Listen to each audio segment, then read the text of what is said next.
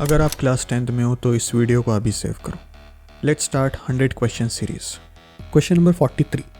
Two concentric circles of radii 5 cm and 3 cm.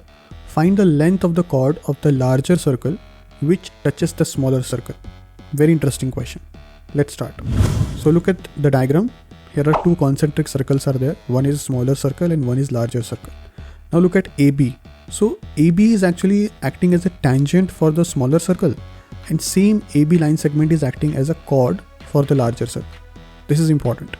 Now AB is tangent for the smaller circle, and we know that tangent and radius are perpendicular to each other. That's why AB is perpendicular to OP, which gives us the angle OPA as 90 degree. Right? AB is acting as a chord for the larger circle, and if you know the property that if you draw a perpendicular from the center on the chord, it will bisect the chord. That's why we can say AP is equal to PB. Correct. Now look at the triangle AOP. It's a right angle triangle. We can apply the Pythagoras theorem. So AO square is equal to OP square plus AP square. Okay, AO is the radius of the larger circle, which is 5. So 5 square.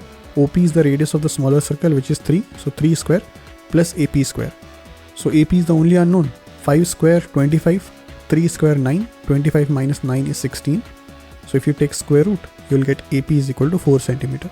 So if AP is 4 centimeter, PB is also 4 centimeter. That's why total AB will be 4 plus 4, 8 centimeter. That's the answer.